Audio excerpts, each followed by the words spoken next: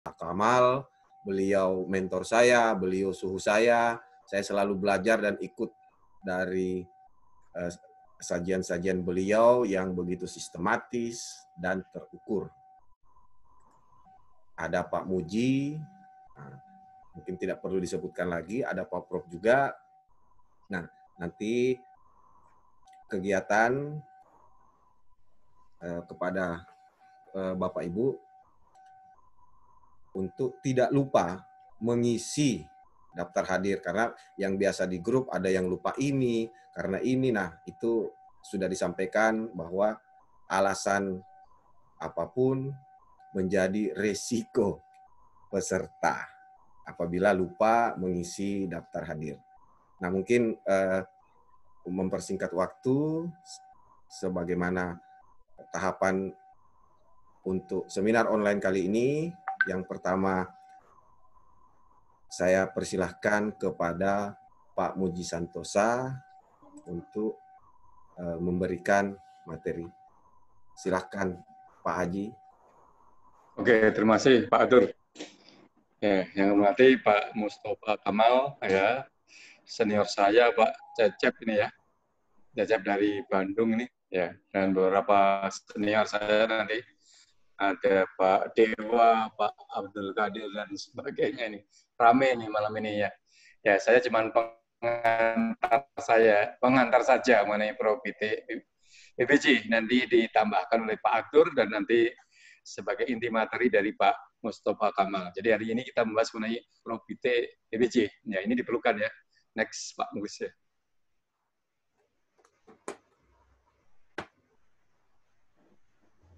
Turun ya. Jadi kita pahami bahwa risiko pengadaan jasa itu ada. Ya.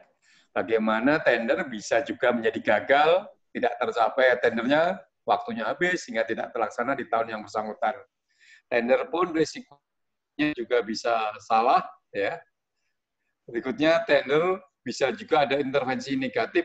Ya. Dari siapa? Kepala daerah, kepala dinas, mungkin dari pagar halaman dan sebagainya.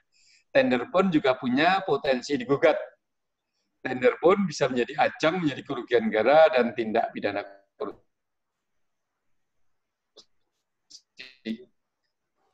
Ya, lanjut dan rencana pengantar aja. Lanjut, Pak Mulis ke slide berikutnya.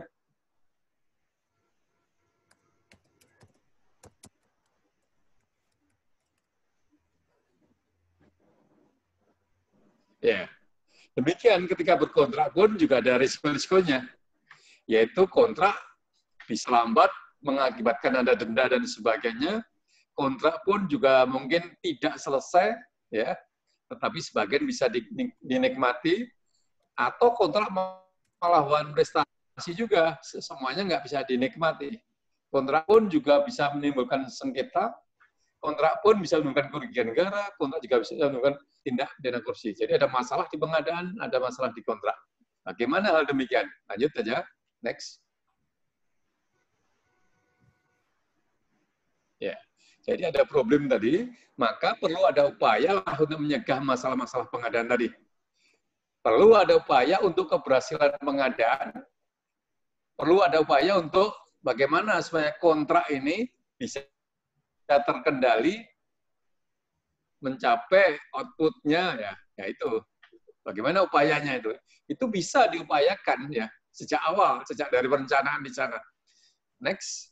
Maka dengan demikian, lanjut Tulis, diperlukanlah namanya Probite Advice yang dikembangkan oleh LKPP atau Probite Audit yang dikembangkan oleh BPKP dan sebagainya. Jadi peran siapa dengan hal demikian? Ya, maka semua pengelola pengadaan itu harus update peraturan. Ya, peraturan. Dan ternyata peraturan tidak hanya peraturan pengadaan saja yang perlu kita update. Peraturan keuangan, peraturan PUPR, peraturan perindustrian, dan sebagainya. Berikutnya, kita harus juga update kompetensi. Ya. Kalau hanya membaca peraturan, tidak pernah kita menguji diri sendiri, mungkin kita juga nggak bisa menunjukkan kompetensi. Berikutnya, ya, dengan kompetensi tadi ternyata nggak cukup juga, karena medannya juga berat. Maka kita harus sharing pengalaman lah, menanya-nanya, berdiskusi kepada mereka yang pernah mengadakan hal seperti itu, menanyakan mereka yang sudah berkontrak dan sebagainya. Maka saran saya, ya ikutilah berbagai komunitas, apa itu komunitas WA, Facebook, Instagram, dan sebagainya.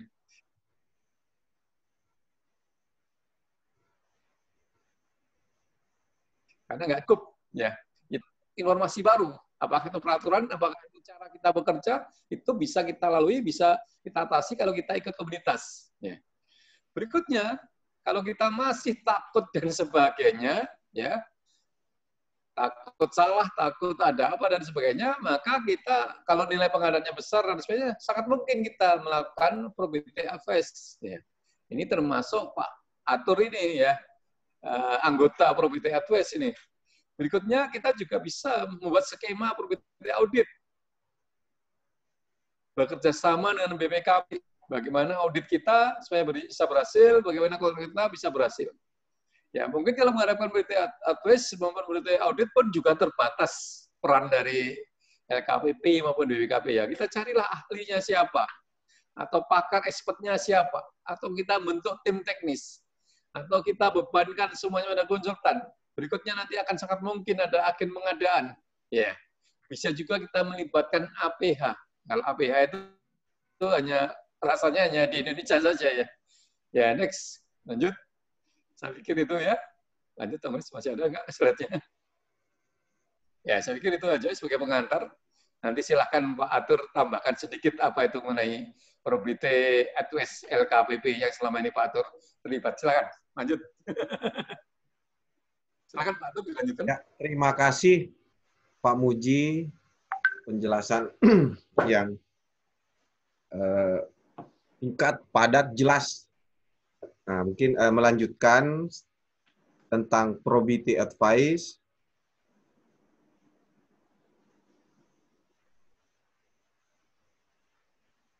Nah, di probability advice ini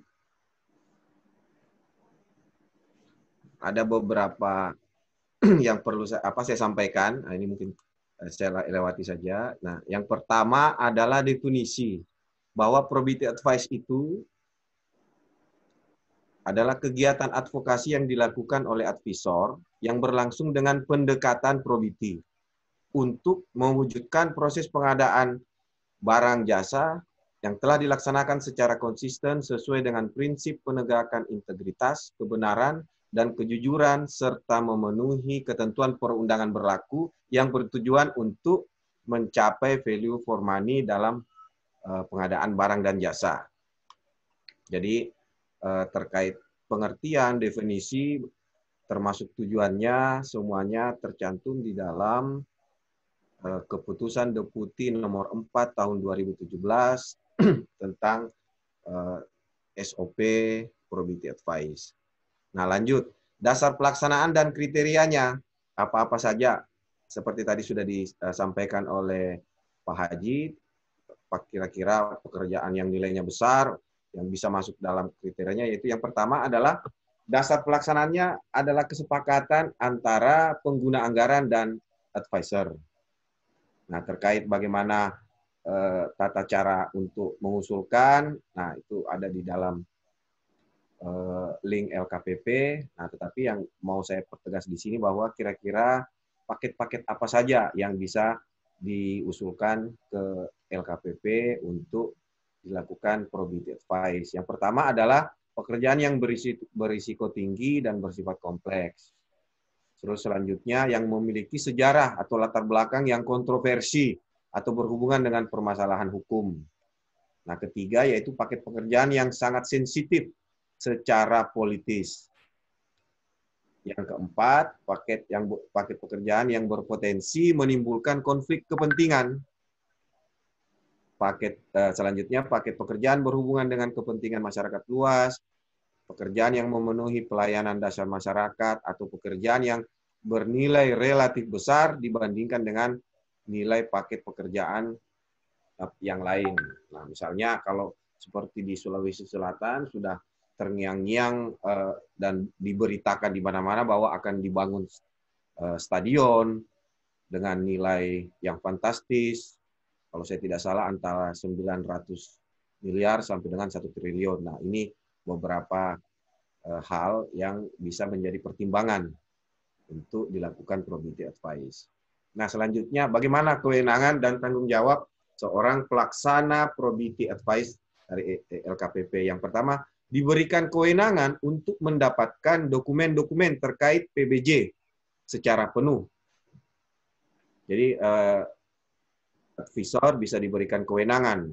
Terus yang kedua, kegiatan probity tidak memindahkan tanggung jawab pelaksanaan PBJ dari advisi ke advisor. Yang ketiga, tanggung jawab pelaksanaan PBJ termasuk kebenaran data sepenuhnya menjadi tanggung jawab advisi. Terus yang keempat, tanggung jawab advisor terbatas pada pendapat atau saran yang diberikan kepada advisi sebagai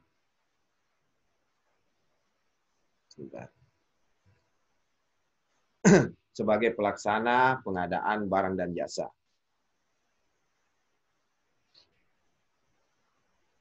Nah, terakhir mungkin bagaimana kegiatan pelaporannya. Nah, pertama, hasil probity advice dituangkan dalam bentuk format. Terus, apabila ditemukan proses PBJ yang tidak sesuai dengan prinsip-prinsip probity, maka advisor memberikan pendapat atau saran kepada advisor. Terus, yang terakhir adalah apabila advisor tidak sependapat dengan advisor untuk melakukan perbaikan, maka advisor dapat menyatakan probity advice tidak dapat dilanjutkan. Selanjutnya, advisor melaporkan kepada LKPP atau pemberi tugas, yaitu Deputi Bidang Hukum dan Penyelesaian Sanggah.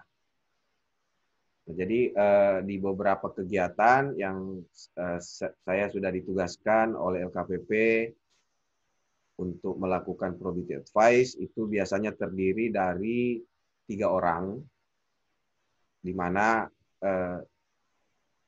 ada tim dari LKPP juga, dan didampingi oleh staf dari LKPP. Jadi ada tim dari LKPP, terus kalau ada advisor yang siap bertugas di daerah yang terdekat, akan kesediaannya untuk ditugaskan. Nah, dari situ akan dibuatkan surat penugasan dan ditembuskan kepada pemohon. Jadi kegiatan-kegiatan advisor ini secara lengkap tertuang dalam Keputusan Deputi Nomor 4 Tahun 2017, di mana tadi sudah dijelaskan kira-kira paket-paket pekerjaan apa yang bisa dilakukan dan bagaimana tanggung jawab advisor dalam melaksanakan kegiatan. Karena hanya advisor yang pada saat kegiatan yang tidak sesuai dengan integritas ini dapat mengundurkan ataupun dapat menyatakan tidak terlibat. Seperti yang kegiatan yang ada satu kegiatan di tahun 2019 yang penganggarannya itu yang oleh advisor sudah disepakati untuk menggunakan kontrak tahun jamak sesuai dengan paket pekerjaan dan identifikasi, tetapi dokumen-dokumen untuk pelaksanaan kegiatan sebagaimana saran dari advisor belum dilaksanakan, sehingga waktu itu kami sebagai advisor membuat satu laporan akhir bahwa kegiatan advisor hanya sampai pada tahap sekian yang paling terakhir yang dilaksanakan. Mungkin ini saja, Pak Haji, yang bisa saya sampaikan tentang sekilas probity advice yang dilaksanakan oleh LKPP. Demikian, saya teruskan kepada narasumber yang utama, Pak Mustafa Kamal. Beliau mentor saya, suhu saya, yang selalu saya ikuti materi-materinya. Dan karena auditnya pembelajaran tentang auditnya sistematis, terang, jelas. Silakan Pak Mustafa Kamal, waktu dan tempat persilakan.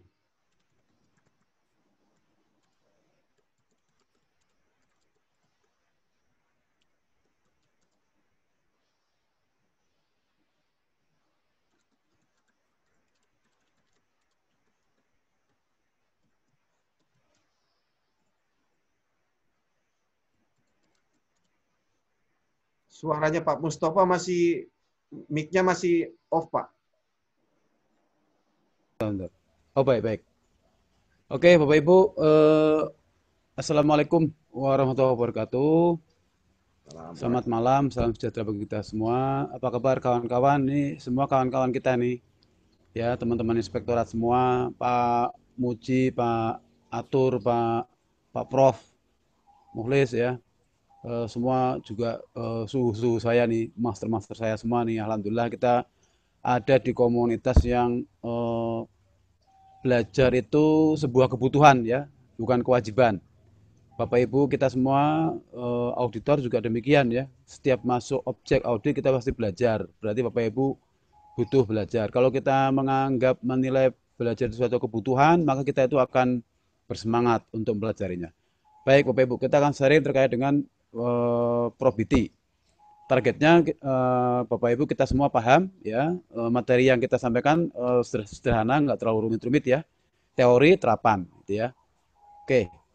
Nah, secara teori Bapak Ibu, probity itu sebenarnya pendekatan ya berbasis manajemen risiko sebenarnya untuk meyakinkan bahwa prosedur yang ditempuh itu berintegritas gitu ya. Kalau kita maknai integritas itu sebenarnya kan utuh ya. Utuh itu maksudnya apa? Ya integral itu ya, semua datanya komplit. Nah, misalnya itu kalau kita ngomong data ya. Semua SDM-nya memang kompeten. Nah, itu pendekatan seperti itu sebenarnya yang diharapkan ya secara teori. Ini sumbernya ada, silakan di-download itu yang di bawah itu ya, tapi nanti di belakang kita sampaikan referensinya.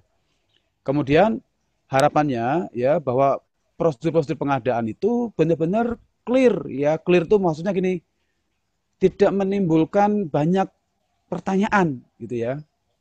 Kemarin saya dapat apa ya, mungkin kegalauan dari Pokja. Pokja itu ada kalimat seperti ini. Kalau penyedia tidak dapat hadir dengan alasan yang tidak dapat diterima, nah, maka penyedia digugurkan. Nah, ini kalau kita ngomong probity, kalimat alasan tidak dapat diterima itu apa? Itu harus dikelirkan gitu. Nah, itu di antara contoh yang paling sederhana ya.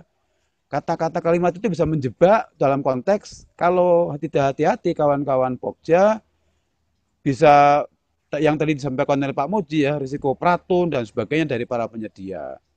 Atau malah kebalikan juga, kalau penyedianya misalnya kok terima-terima saja, ya berarti konteksnya Pokja mendolimi mungkin ya, karena nggak jelas informasinya, nggak clear gitu ya. Nah, demikian juga praktek kebijakan dan petunjuk-petunjuk yang untuk apa ya, tender dan sebagainya itu juga benar-benar untuk kepentingan tender itu ya semuanya konsisten dan terlegitimasi dengan baik. Jadi semua prosedur ya disusun ya dapat dipahami, dan yang tidak boleh kalah krusialnya dapat mudah diobservasi ya di seluruh prosesnya. Jadi bahasa sederhananya tidak ada yang ditutupi lah, karena semua gampang dicek gitu ya. Nah, kalau orang gampang dicek itu kan akhirnya mau bertindak yang tidak baik akan otomatis malu dengan sendirinya ya, akhirnya jadi baik gitu. Jadi harapannya semua penamar itu benar-benar diperlakukan secara konsisten dan sama. Ya, konsisten itu artinya apa? Ya kalau memang dia indikasi persekongkolan ya harus digugurkan, walaupun itu titipan siapapun ya, yang disampaikan Pak Muji, intervensi negatif kemungkinan sangat ada.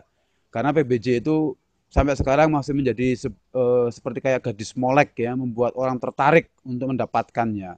Karena di situ ada masalah multiplier efek ekonomi, ada masalah keuntungan dan sebagainya. Tapi yang perlu kita cermati bahwa di PBJ itu ada dua pertemuan antara pihak yang memang lahir itu halal untuk mencari laba, dan pihak satu lagi yang lahir memang lahirnya untuk sebagai abdi negara.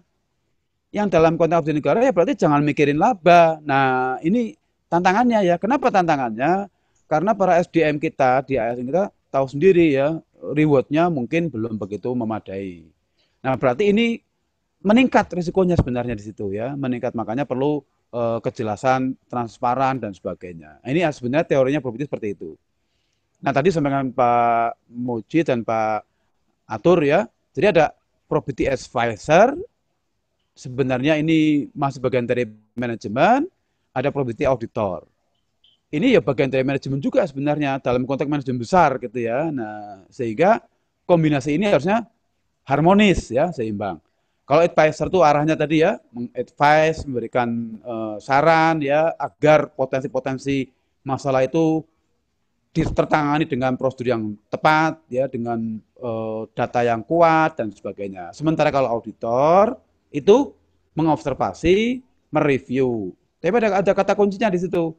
Setelah proses selesai. Maksudnya apa? Bukan pengadaan selesai ya.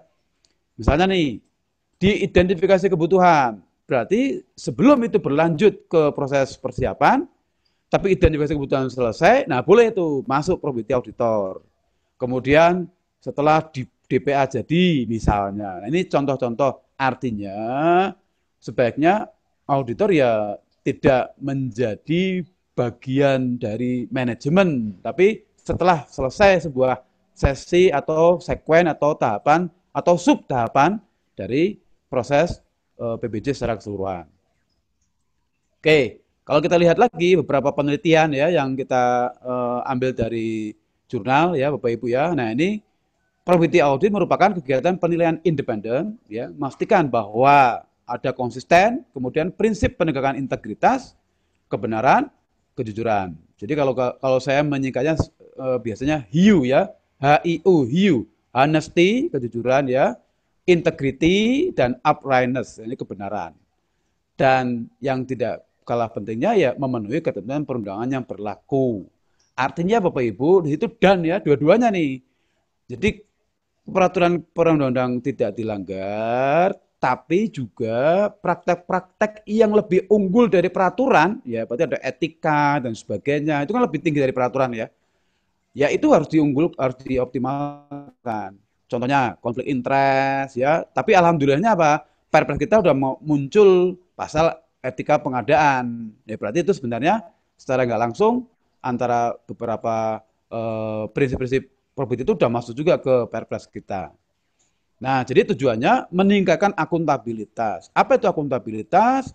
Ada namanya answerability, ya, kewajiban menjawab dari orang yang diberikan amanah kepada pemberi amanah. Ya, kita sebagai orang yang mendapat amanah menjawab kepada publik.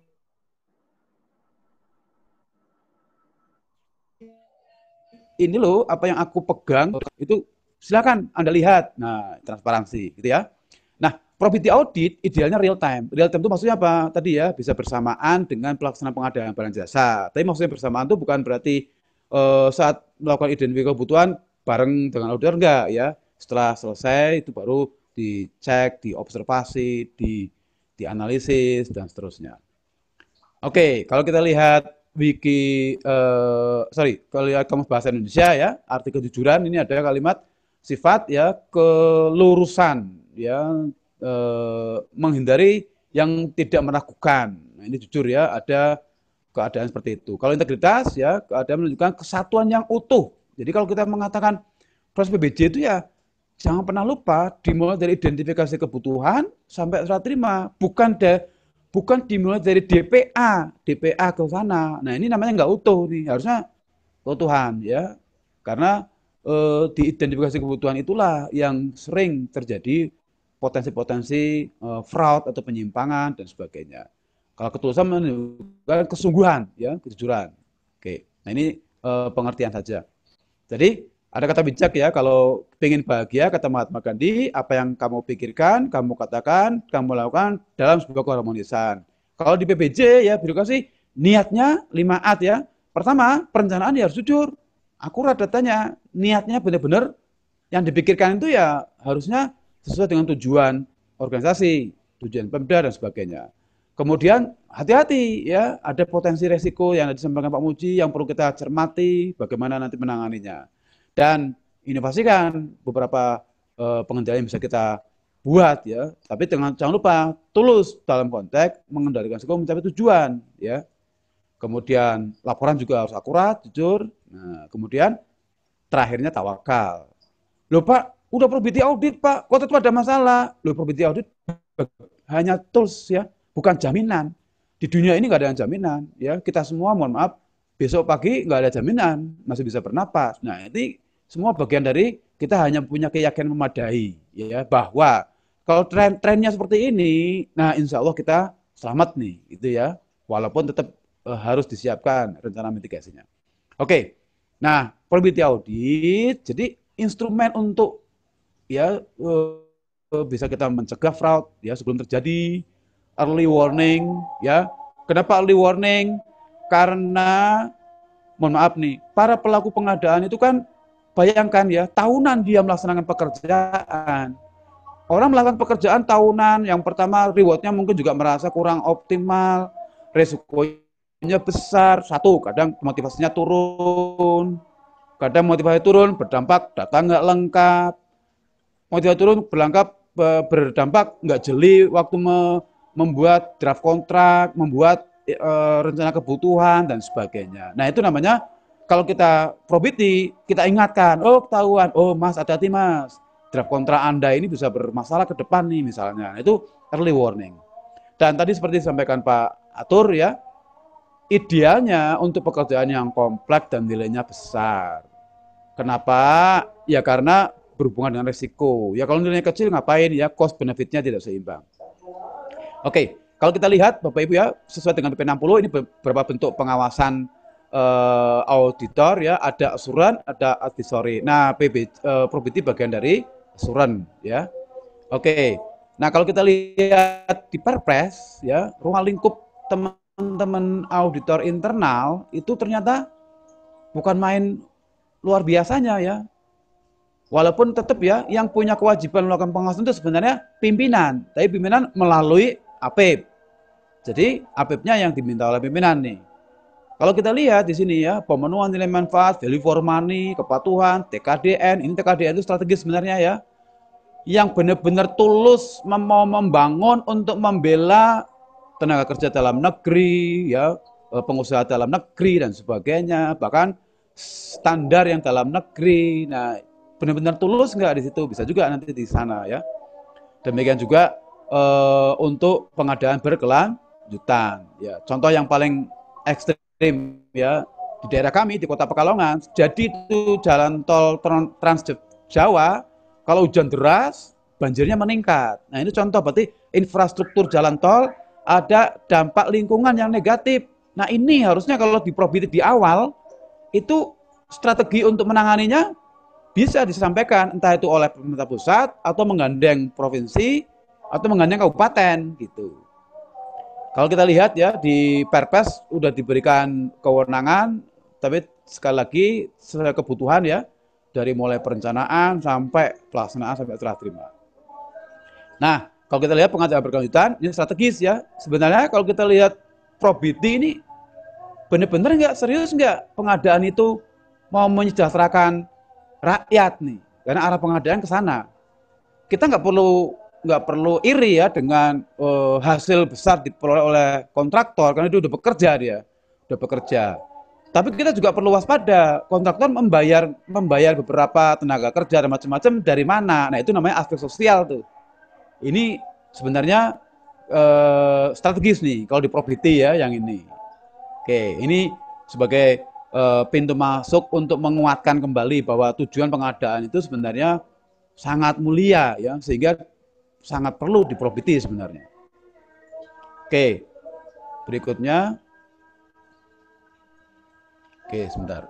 Oh, nah kalau dilihat dari ruang lingkup pengawasan tadi, ya cukup luas sebenarnya ya. Tinggal dipilih mau mana. Nah, waktu tinggal dipilih mau mana, baru pertimbangan tadi, mana yang risiko paling tinggi. Kalau dilihat dari tahapan mana yang paling krusial. Misalnya ya, oh kong kali kong itu banyak terjadi di tender. Oh berarti saat tender itulah di Probity. Oh kong kali kong itu banyak malah proyek di ijon ya, di ijon dari awal tuh dibeli sama rekanan dengan cara, mohon maaf sekali lagi ya, karena kita tidak bisa menyentuh langit-langit demokrasi. Orang jadi itu karena di backup dengan modal sekian, harus balik modal, nah akhirnya ada ijon. Nah itu berarti di perencanaan tuh rawan untuk dilakukan Probity.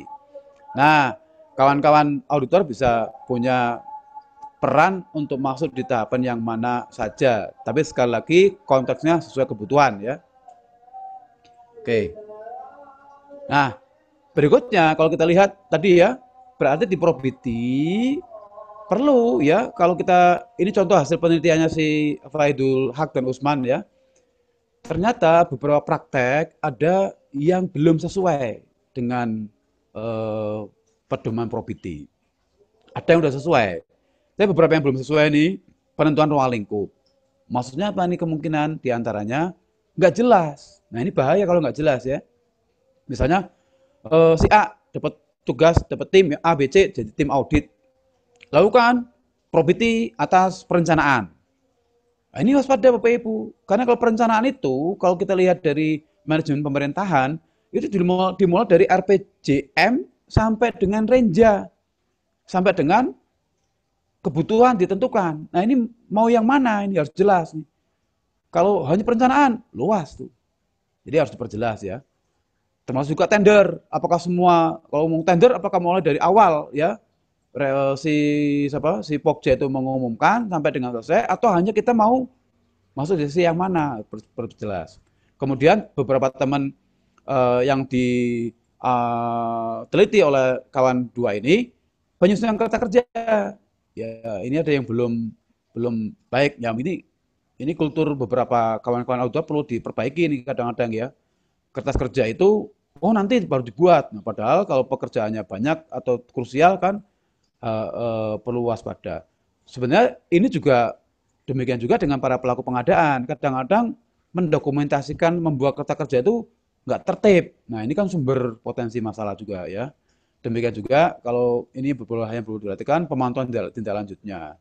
Seringkali Probity hasilnya sekedar hasil laporan doang, tapi efek ekses sampai diperbaiki perencanaan nggak dilakukan. Nah ini perlu diluruskan sebenarnya ya arah Probity. Jadi pimpinan harus waspada. Sebenarnya Probity kan arahnya kalau dia benar-benar tahu kan dia harus siap-siap tuh mendapat koreksi dari hasil Probity gitu ya. Oke. Nah, ada lagi penelitian ya, ini di Kota Makassar ya, Probity belum sepenuhnya ya, audit PBJ terutama ya, belum sebenarnya meningkatkan akuntabilitas. Nah, Probity sebagai salah satu toolsnya, harapannya dapat diterapkan nih di Kota Makassar. Tapi ternyata ada beberapa keterbatasan ya, sumber daya manusia. Berarti teman-teman auditor nih ya, dan komitmen pemerintah. Berarti komitmen di sini harus jelas ya. Demikian juga beberapa di DKI Jakarta ya, ternyata ada beberapa yang belum optimal Probity. Ini prakteknya ya. Sampling data dalam Probity. Nah, Probity itu harusnya ya upayakan jangan sampling. Kalau sampling nanti bedanya dengan yang lain apa gitu ya, karena Probity itu sebenarnya act lokali ya, yang dilakukan itu sangat kecil tapi lokal, tapi itu krusial, signifikan. Ya harusnya jangan sampling, semua dicek gitu ya, karena itu akan berimbas pada yang lainnya gitu ya. Probity kan tadi integral, keutuhan, ya harusnya jangan sampling. Kemudian tahap Probity ya kadang-kadang belum seluruhnya dilaksanakan, mulai dari perencanaan sampai sebagainya. Ini beberapa hambatan ya. Sarana prasarana, kita tahu nih, semua sudah menggunakan smart city, semua sudah menggunakan IT waktu merencanakan. Tapi karena mungkin auditornya atau beberapa pelaksana Probity-nya belum tahu IT, akhirnya atau belum dibekali dengan ini, akhirnya kurang optimal hasilnya ya. Nah, anggaran itu klise ya. Kompetensi auditor nih. Nah, ini waspada kawan-kawan auditor perlu mengupgrade diri ya dengan berbagai macam cara. Tadi udah disampaikan oleh Pak Muji, ada komunitas apa, coba ikuti karena di situ banyak diskusi yang membangun ya, apa ya, saling mengisi dan dokumentasi. Oke, nah kalau kita lihat ya, sekuen sebuah perencanaan sampai selesai laporan itu kan itu kaitannya erat sekali ya. PBJ itu ada di antara banyak sekuen itu ya. Di perencanaan, PBJ masuk setelah perencanaan itu ya. Di anggaran berbasis kinerja penganggaran, PBJ malah sebelum anggaran disusun ya mulainya. Di penyerapan, oh PBJ masuk tuh ke situ. Nah, ini ya. Tapi yang tidak bisa lupakan bahwa ini semua bagian dari manajemen untuk mencapai tujuan. Dan probity itu utuh tadi ya. Cara pandangnya itu kalau resikonya seperti ini kira-kira ke depan harus dikendalikan dengan apa nih. Nah, disiapkan semua tuh saran-saran itu. Gitu ya. Nah, ini untuk mengingat kembali bahwa kita perlu melihat secara integral utuh ya bahwa PBJ kita mencapai tujuan organisasi. Tapi tujuan itu juga krusial kalau PBJ-nya nggak dikawal dengan baik, gitu ya. Oke, nah sekarang nih sedikit simulasi nih, ya. Coba nih Bapak Ibu, andai kata ini asumsi ya, kita semua dapat tugas. Tolong di probity itu, tapi ini udah kadung udah jadi ya ini apa namanya paving blocknya, bukan paving block sorry, maaf, apa tuh guidance block ya. Lantai atau apa tuh namanya yang untuk mengawal menggait orang tunanetra. Andai kata Bapak Ibu ada rencana mau bikin seperti ini di probity, gimana caranya? Ya kita harus cari benar nih data kok kita bisa mau bikinnya untuk yang tunanetra kenapa? Ada apa nih? Ya, coba kita cek ya, Bapak Ibu ya, kita lakukan nih probity. Yuk kita lakukan nih, misalnya nih. Nah, ini contohnya nih, Bapak Ibu ya. Sebentar, ini saya ada, oke. Nah, ini Bapak Ibu ya. Jadi kalau kita cermati di sini, ya, ini PBJ nih, ya PBJ nih, PBJ, jangan lupa ya. Ini tujuan yang mau diraih nih, Kota Ramah Disabilitas.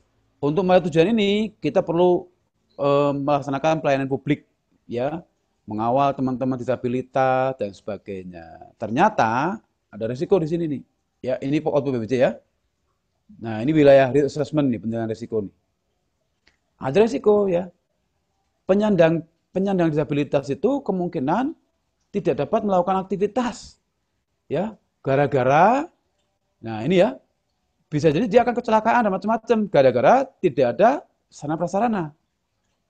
Maka penanganan risiko ini, nah itu ya, penanganannya membangun guidance block. Jadi lantai untuk mengawal tunanetra. Nah, tapi jangan lupa Bapak Ibu, tadi kita sampaikan ya, probity itu integral cara pandangnya. Berarti kalau kita ngomong risk assessment, ya utuh di wilayah kuning itu ada risiko apa saja. Misal nih, ternyata ada risiko yang kedua, perencanaan tidak sesuai kebutuhan real karena data nggak akurat. Nah, risiko ini apa nih penanganannya? Coba cek misalnya ada di Undang-Undang 2 ya. Oh, sorry, Undang-Undang 25 tahun 2004. Pasal 31, perencanaan harus dengan data yang akurat dan dapat dipertanggungjawabkan. Kalau kita lihat di Perka LKPP nomor 7 2015 ya itu ada nanti ya di antaranya bisa kita buka itu. Nah, berarti kalau kita ingin mematuhi undang-undang itu, bagaimana data disabilitas? Loh, disabilitas itu kan bukan cuma tunanetra, ada tunadaksa, tunarungu, tunawicara, tunanetra. Loh, kok kita mau bangun itu yang buat tunanetra, bagaimana datanya gitu ya? Datanya itu seperti apa sebarannya? Misalnya nih, asumsi ya, asumsi. Data disabilitas yang ada di kota kita kejar tuh data, kita telaah, kita detailkan, ternyata peringkat yang paling tinggi tunadaksa, bukan tunanetra. Kalau tunadaksa itu berarti apa? Orang lumpuh. Nah kalau orang lumpuh itu kira-kira untuk mencapai tujuan Kota Ramah Disabilitas, apa yang dibangun? Apa yang harus diadakan? Nah, gitu ya. Jadi, kalau seperti itu datanya, benarkah dibangun infrastruktur ini? Ini Bapak Ibu, dalam banget sebenarnya probity itu. Jadi data tuh benar-benar berintegritas, apa tuh, utuh, akurat gitu ya, sehingga menjadi backup perencanaan yang baik. Nah, gitu. Jangan lupa Bapak Ibu ya, kita tidak melarang Pemda membangun guidance block untuk tunanetra. Tapi kita perlu sampaikan bahwa tujuannya itu bukan mau memberi akses untuk tunanetra, tapi memberi akses disabilitas. Nah, data itu seperti apa gitu. Nah, kan aneh tuh. Nanti Bapak Ibu kalau pengen bukti ya, yang suka jalan-jalan ke Bogor, nanti buktikan tuh. Di arah puncak, saya kebetulan tinggal di Gadok ya, arah puncak ya. Di arah puncak itu ada naik itu jalannya, di pinggirnya itu dibikin trotoar sudah bagus, dibongkar, dibikin guidance block. Loh, ini apa-apaan? Coba orang mau ke puncak, itu kan mau menikmati pemandangan. Guidance block, jalan untuk orang tunanetra. Jadi Bapak Ibu itu dibangun, tidak akan pernah ada yang lewat itu. Nah itu. Tapi bukan berarti, loh Pak, berarti kalau dibangun, kalau sudah yang lewat, ya enggak juga. Tapi kita melihat tadi ya, petanya di mana, yang paling banyak di mana, gitu ya, dan sebagainya. Nah ini diantara integritas data itu menjadi parameter juga yang perlu diwaspadai di probity audit. Ya, jadi poin krusialnya apa tujuan Pemda, kemudian ada resiko apa, terus bagaimana levelnya, penyebabnya apa, datanya. Nah, hati-hati Bapak Ibu nih. Kita kemarin, mohon maaf ya, Bapak Ibu kan lihat ya, viral di televisi, kita data carut-marut saat mau memberi bantuan COVID ya. Di desa itu malah ada yang viral tuh, mohon maaf sekali lagi, peta komplit ke pusat ya. Papaan data pusat nih membuat kita susah dan sebagainya. Ternyata data miskin yang ada dari pusat, banyak orang yang kaya di situ. Padahal real di lapangan kawan-kawan desa yang tahu mana yang miskin, mana yang... Ini contoh sederhana ya. Harusnya di probity itu, datanya pusat itu. Nah, itu rame itu kalau seperti itu. Tapi konteksnya kan kita bukan mau ini seseorang ya. Kita konteksnya kan untuk birokrasi, untuk tujuan birokrasi ya, melayani publik gitu. Jadi kita itu mau melayani publik tapi dengan data yang valid. Nah, oke. Nah, jadi peringkatnya bagaimana? Nah, sudahkah perencanaan menjawab 6 di atas. Nah, ini baru ya untuk probability-nya. Jadi ini tapi jangan lupa Bapak Ibu, ini hanya sekedar contoh. Ya, contoh sekali lagi. Kalau Bapak Ibu pengen iseng-iseng silakan lihat ya. Ini data DKI Jakarta nih. Nah, silakan Bapak Ibu iseng-iseng. Saya jujur masih penasaran pengen mau tak ranking semuanya gitu ya, berapa. Jadi konteksnya Bapak Ibu kita tidak melarang membuat guidance block tapi waspada. Loh Pak, Jakarta kan parameter internasional, dia jadi ikon. Nah, kalau tujuannya untuk ikon, berarti proyek mercusuar, nah itu lain lagi. Yang jujur ya, saya sayangkan, mohon maaf nih, viral tuh seluruh Pemda. Walaupun pelosok-pelosok dibikin tuh guidance block gitu. Ya buat apa coba? Ya. Nah, ini Bapak Ibu ya, sebenarnya kalau kita telah lebih dalam, ada risiko apa tuh sebenarnya? Itu fraud Bapak Ibu kemungkinan ya, walaupun perlu dibuktikan ya. Apa nih? Bapak Ibu saya lihat di KPK itu ada ya beberapa modusnya, misalnya proyek ijon tadi, ya. Gini Bapak Ibu nih misalnya ya. Jadi kita nggak bisa pungkiri nih bahwa beberapa ya ada yang bermain di situ di perencanaan. Saya misalnya punya pabrik guidance block, saya udah bikin banyak. Kalau saya jual ke toko ke pasar murni bersaing dengan fair, itu nggak ada yang beli. Caranya apa? Masuk ke pemerintah. Pengambil kebijakan, tolong bikinkan ke program kegiatan guidance block. Ini ada undang-undang disabilitas, taati ini gitu. Padahal undang-undang disabilitas harus taati, tapi kita harus lihat data. Oh kita, Pak, guidance block. Ini loh Pak, semua disabilitas di kota kami itu tunawicara Pak, bukan tunanetra. Ya jangan bangun guidance block, bangunnya untuk yang tunawicara apa? Nah gitu. Nah ini ya, contoh sederhana lah gitu ya. Jadi keywordnya sebenarnya ya probity itu honesty, jujur ya, benar-benar jujur mau membela mencapai tujuan, tapi lihat kondisi yang ada. Kalau Bapak Ibu cermati Bapak Ibu ya, di Undang-Undang 25 tahun 2004, arti perencanaan itu adalah penentuan tindakan masa depan berdasarkan urutan pilihan dan dengan mempertimbangkan sumber daya yang ada. Apa itu sumber daya yang ada? Bisa jadi barang yang sudah dimiliki atau informasi data yang dimiliki. Itu namanya sumber daya juga data itu. Ya, untuk kita kelola. Apalagi sekarang bermain era big data, era 4.0 dan sebagainya. Oke. Kemudian integritas ya dan kebenaran ini probity-nya dilaksanakan oleh kawan-kawan manajemen, dikawal oleh probity advisor, nanti auditornya melakukan audit atas hal itu. Gitu. Jadi harusnya kalau udah bahasa tim sepak bola itu oper-operannya tuh enak gitu ya. Enaknya dalam konteks kita memegang tujuan nih. Nah, kalau kita udah ngos-ngosan, ya jangan nekat dibawa sendiri sampai ke gawang. Pasti dijegal sama musuh, dijegal nggak nyampe tujuan. Musuhnya kalau kita birokrasi bukan siapa-siapa, mohon maaf ya, para koruptor, para yang mengincar, itu musuh kita gitu. Karena itu nggak fair ya, membuat tender nggak fair. Mohon maaf sekali lagi ya. Ada perusahaan ikut tender, tapi sengaja ikut untuk kalah. Ini kalau kita probity, kena itu Bapak Ibu ya. Berarti niat dia, nggak jujur dia. Coba Bapak Ibu kita analogkan ya, analogkan. Bapak Ibu punya anak, mau daftar CPNS. Mau kemana nak? Mau daftar CPNS. Pengen jadi CPNS? Enggak Pak, aku pengen gagal tesnya. Ya kan ini udah pola pikir yang agak rusak nih anak kita kalau seperti itu ya. Loh ini ada perusahaan daftar tender, tujuannya biar kalah untuk memenangkan perusahaan yang lain. Ini kalau di probity dapat tuh Bapak Ibu sebenarnya. Kalau teman-teman APH kan nyarinya niat jahat ya. Ya kita mungkin belum sampai niat jahat lah, tapi lo Anda tuh nggak sungguh-sungguh gitu. Makanya kan benar tuh Perpresnya. Perpresnya kan mengunci. Pokja tahu ada indikasi, baru indikasi ya, gugur tuh rekanan. Indikasi persekongkolan, baru indikasi, memang boleh itu. Tapi begitu mau ngomong pidananya kan bukan lagi Pokja ya, mungkin KPPU ya, Komisi Persaingan Usaha atau bahkan pengadilan.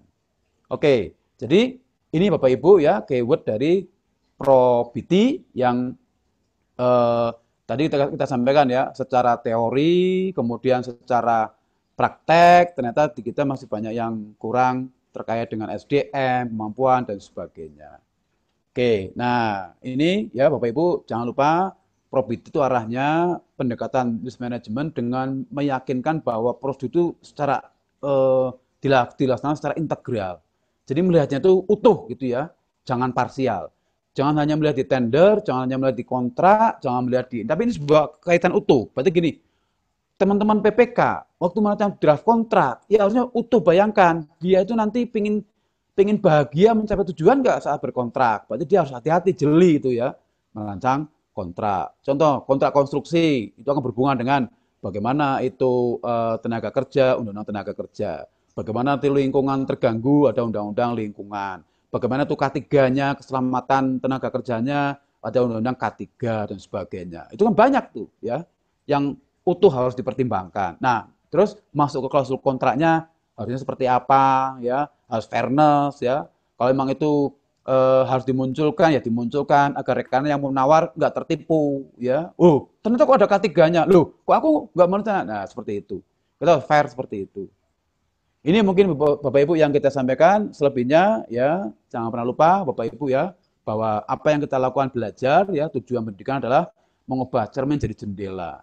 Tadinya kita hanya meraba-raba tapi kita lihat dunia nyata, oh seperti ini ternyata. Nah, itu arahnya yang kita sudah share ini waktu Bapak Ibu benar-benar masuk ke jendela melihat terbuka ya, masuk ke penugasan ya diingat baik-baik ya. Itu sebenarnya tujuan semua pembelajaran itu ya, bukan cuma kalau cermin kan oh kayak gini selesai. Bapak Ibu lihat cermin itu kan oh aku kok kayak gini ya, oh aku kok sepertinya udah cukup nih, nah selesai. Padahal begitu udah cukup tunggu dulu ya, kita ada yang perlu dikencangkan di mana lagi nih ya, kita waktu mau keluar perlu ada tambahan apa lagi nih, nah perlu waspada apa dan sebagainya.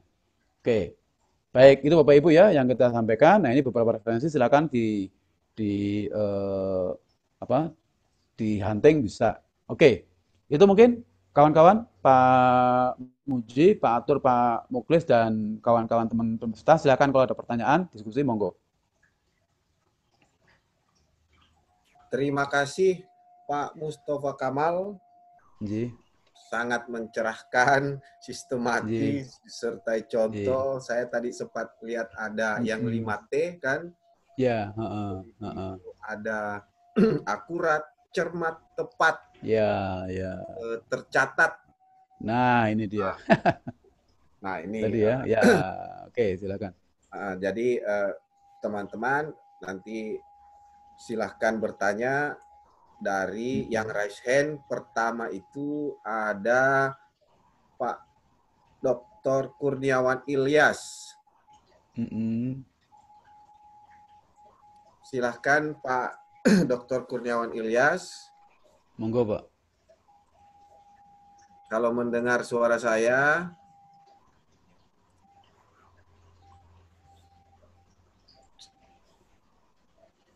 Monggo, Pak, silakan. Oke, makasih. Oke. Ya, Assalamualaikum warahmatullahi wabarakatuh. Waalaikumsalam warahmatullahi wabarakatuh. Monggo, Terima Pak kasih. Kurniawan. Ya, narasumber tadi penjelasan narasumber tadi Pak Mustafa Kamal ya, Nggih. bahwa probability audit terkait dengan mulai perencanaan sampai serah terima. Nah, ketika kita masuk di Renja kan menurut saya hulunya itu di RPJM, berarti kan berkaitan dengan program kegiatan, visi misi kepala daerah yang menjadi komitmen. Nah, di Renja juga di situ muncul angka-angka yang harus dibahas pada saat penyerahan KUA dan PPAS, kebijakan umum anggaran dan anggaran sementara. Nah, kenapa peraturan BPKP peraturan LKPP deputi itu tidak mau masuk sampai di RPJMD atau RPJMN? Pertama, semua akan ada kaitannya sampai di ujung di tingkat RKA sampai DPA atau DIPA.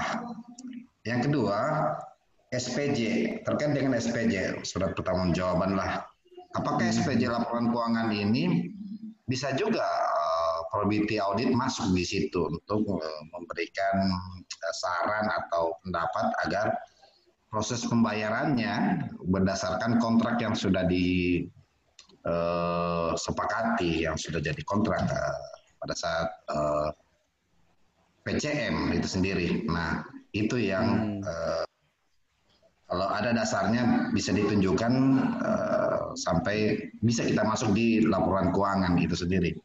Terima kasih, Pak. Baik, terima kasih. Ya, mungkin langsung, Pak. Langsung ya, nggak apa-apa ya? Langsung aja ya. Ya. Baik, terima kasih Pak Kurniawan dan kawan-kawan. Ini pertanyaannya cuma 2, tapi krusial nih ya, sangat strategis nih. Perencanaan, kenapa? Ya saya nggak tahu nih ya, kenapa kok PBJ nggak masuk sampai ke RPJM dan di perencanaan Renja gitu. Ya kalau kita lihat Bapak Ibu gini,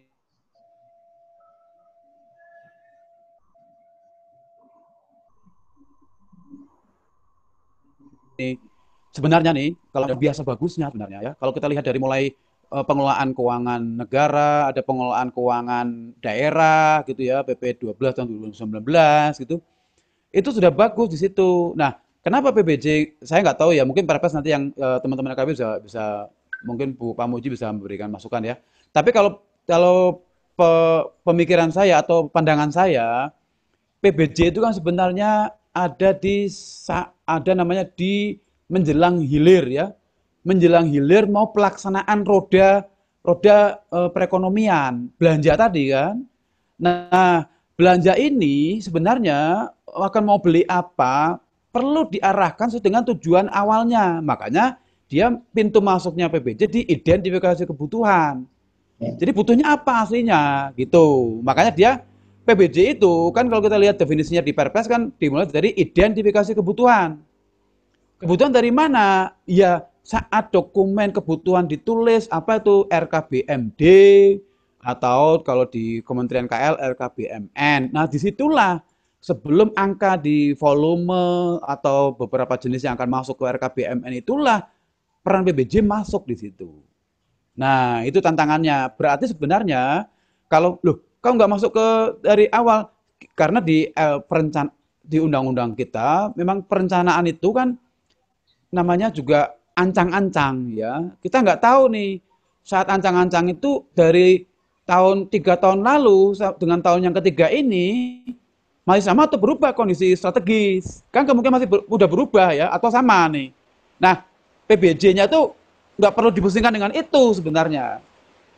PBJ cukup langsung eksekusi pelaksanaan. Oke, saat renja jadinya butuhnya berapa nih? Nah, diidentifikasi. Apa itu dasarnya? Menggunakan SPM, standar pelayanan minimum.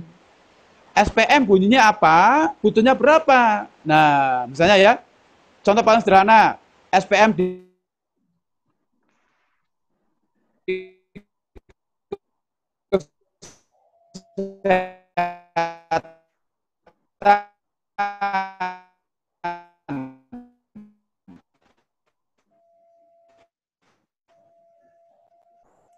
yang paling ekstrim ya, paling sederhana ya, dan stetoskop misalnya ya, minimal 50 persediaan untuk makanan suplemen. Oh, berarti PBJ di posyandu itu kebutuhannya satu posyandu 2 alat 50 bahan. Nah, gitu. Nah, tinggal dilihat kondisi Pemda punya stok, punya persediaan berapa dari alat dan dari persediaan itu. Nah, baru selisihnya itulah pengadaan. Dari itu Pak sebenarnya harusnya ada namanya, kalau kita ngomong probiti Pak, berarti di probiti itu harusnya telaah atau terjemahan dari SPM sehingga keluar tuh volume dan jenis yang mau diatakan harus ada dokumentasinya. Itu ya. Jadi pintu masuknya itu sebenarnya PBJ mau mengawal saat orang mau belinya apa, kebutuhan itu harus ditentukan dengan jelas. Itu. Nah, yang kedua terkait dengan apakah probiti bisa di laporan keuangan sebelum dibayar, gitu ya. Kalau konteksnya kan sebenarnya probiti itu kan tadi early warning system. Berarti kalau di laporan keuangan itu kita udah bukan early warning lagi, Pak. Udah di hilirnya ya.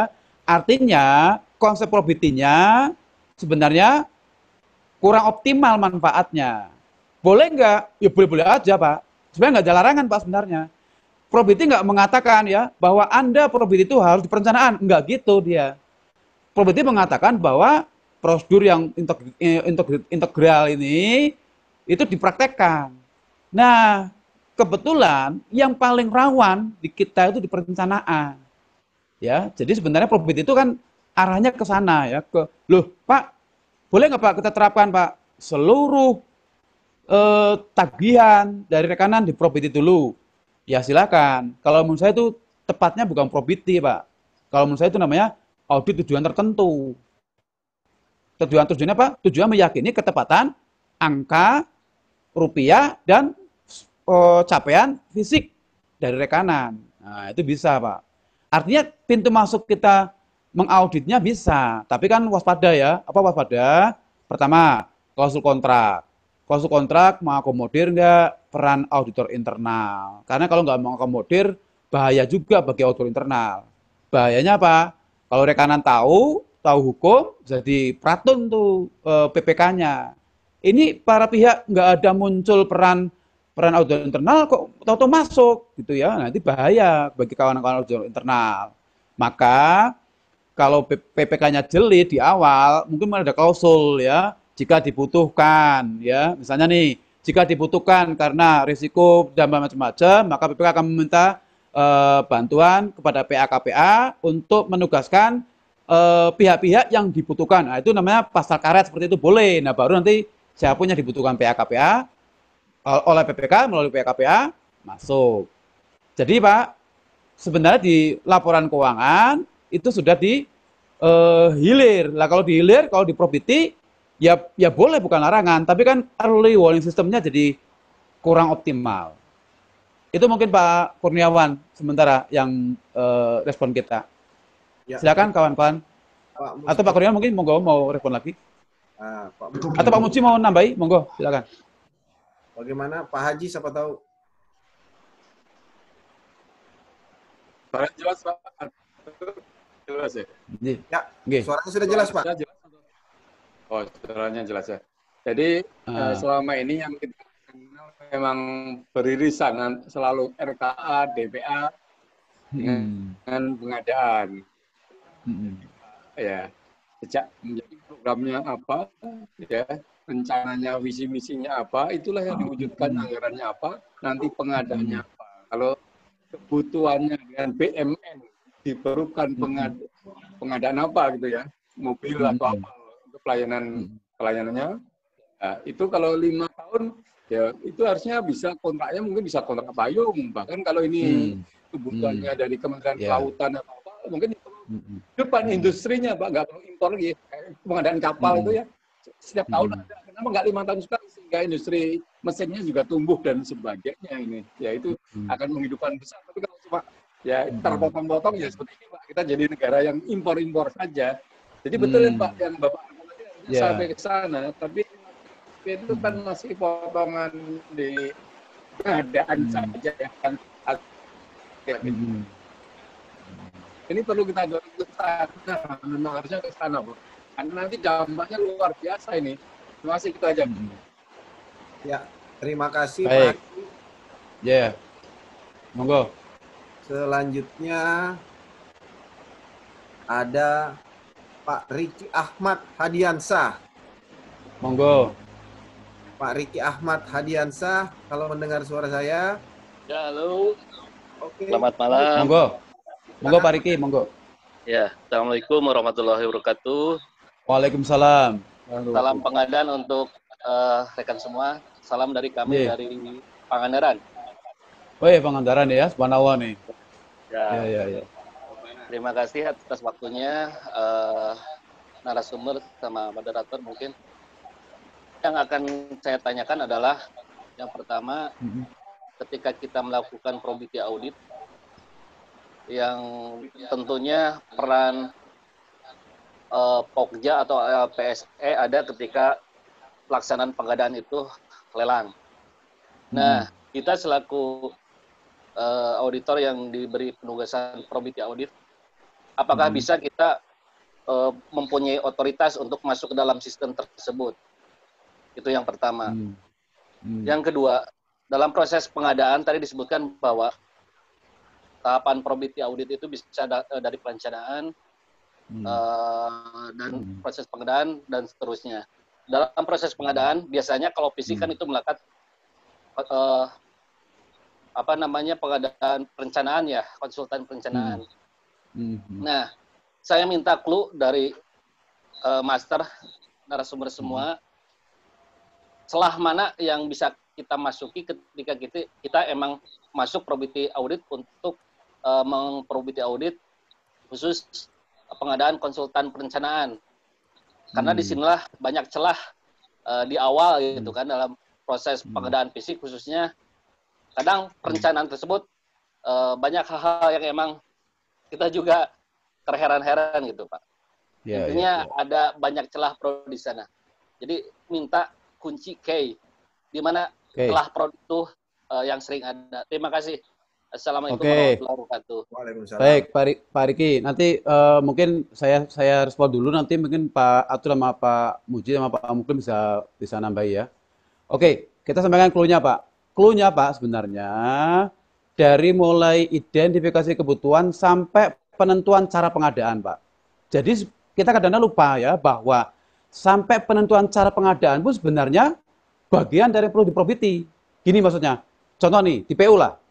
PU itu kan banyak orang pintar tuh. Bisa gambar. Ya kan? Ya kalau memang dia secara SDM, pertama ya, secara DM mampu, secara waktu mampu, ya ngapain gambar menggunakan rekanan? Bisa sendiri itu sebenarnya. Tapi jangan lupa ya, datanya valid nih harusnya. Jadi sebenarnya sampai penentuan cara pengadaan mau penyedia atau melalui swakelola itu juga perlu diprobity Pak. Kalau menurut saya itu clue-nya itu. Yang clue yang kedua, kita menggunakan konsultan perencana atau konsultan pengawas kan sebenarnya kalau di mohon nanti dikoreksi ya kawan para suhu nih.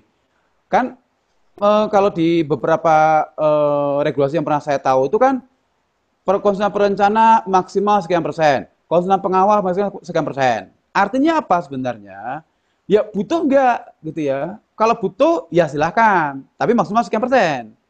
Tapi kalau nggak butuh, maksudnya apa? Kita mampu tadi ya, kita bisa. Kita punya SDM. Ya ngapain menggunakan. Jadi clue-nya kalau menurut saya Pak, di perencanaan Pak, di perencanaan ya clue-nya, pastikan diidentifikasi kebutuhan saat menentukan cara pengadaan. Loh, ini mohon maaf, SDM-nya insinyur banyak, malah nggak diberdayakan, kok malah melalui penyedia. Itu satu Pak. Ya. Dan terakhir Pak, clue yang kedua, cermati Pak, bentuk perencanaannya itu ada nggak yang akan terpakai atau template dipakai di mana-mana ya. Contoh misalnya kayak di teman-teman Polri ya. Di Polri itu kan ada polsek. Kan ada pembangunan polsek tuh. Loh ini aneh nih. Satu provinsi bangun polsek, tipenya sama, tapi tiap bangun itu ada konsultan perencana. Padahal itu cuma kopas, ya kan? Kalau memang itu gedungnya sama, ya harusnya yang hanya dibikin konsultan perencana hanya pondasinya.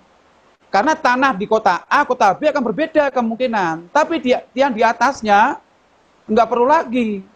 Kayak dulu ya, apa tuh SD Impress ya. SD Impress zaman dulu itu unik tuh. Semua ada konsultan perencananya, bangunnya sama bentuknya. Oh ini aneh nih. Nah itu contoh Pak. Jadi ini gambar ini kira-kira akan dipakai hanya di gedung itu atau ada kemungkinan gedung-gedung yang sama dibangun tempat lain. Itu clue-nya Pak. Berarti waspada dengan tadi Pak ya, dengan kemungkinan dia hanya template-template saja. Boleh nggak template? Ya secara logis kalau itu nggak fair ya nggak boleh. Kalau fair kan nggak apa-apa. Fair itu maksudnya apa? Oh, saya bangun ini bikin perencanaan, tapi yang ini saya nggak beban biaya Pak, udah ada. Tinggal tadi ya, fondasinya nih. Karena tanah ini beda-beda semua. Nggak mungkin ya, kota Bandung dengan kabupaten, kondisi tanahnya sama, hampir nggak mungkin. Tuh pasti beda-beda, berarti butuh fondasi yang berbeda. Nah, gambarnya juga itu. Itu mungkin Pak, silakan kawan-kawan Pak Muji, Pak Atur, atau Pak Muklis, barangkali bisa menambahkan atau mengoreksi, monggo silakan. Oke, terima kasih Pak Mustafa Kamal. Kan bicara clue-nya mungkin menyocokkan saja bagaimana kebutuhan konsultan perencana sekarang namanya perancangan itu sudah tepat nggak kebutuhan tenaga ahlinya, kebanyakan atau kekurangan kalau kita memakai konsultan ya, kalau kita memakai konsultan itu adalah cermati gitu ya. Mungkin bisa melihat kekurangan jenis atau mungkin kadang-kadang diambil 2 bulan atau 3 bulan formatnya seperti itu. Mungkin jangan sebulan setengah juga selesai itu. Itu yang perlu nilai konsultan dan nilai kontrak konsultannya maupun jumlah tenaga ahlinya maupun ya berikutnya hasil konsultan bencana atau perencanaan ini sering-sering tidak direview, diterima-terima saja. HPS-nya, rancangan biayanya, kadang-kadang dia ngambil dari satu kepala daerah, harusnya kan ngambil harga pasar. Bangunnya 10 miliar, 30 miliar. Harga distributor yang dipakai. Pertama, harga itu perlu dicermati, direview. Yang kedua, gambar-gambar juga perlu direview. Bisa nggak tidak gambar seperti itu? Ya. Yang ketiga, mengenai apa? Gambar. Waktu. Dia bilang ini bisa dikerjakan 4 bulan. Kita terima aja 4 bulan, padahal butuhnya itu 5 bulan, 6 bulan dengan format itu. Dia suruh jelasin. Ya, kita jelasin dan semuanya itu perlu adanya review tentang produk perencanaan. Sementara itu dulu lah. Lanjut lagi lah, silakan lanjut. Perlu direview produk perencanaan. Sama perlu direview ya kebutuhan tenaga ahlinya atau nilai kontrak perencanaannya. Terima kasih, itu aja. Ya, terima kasih Pak Haji sudah menambahkan. Selanjutnya ke Pak Indra Baharudin. Monggo.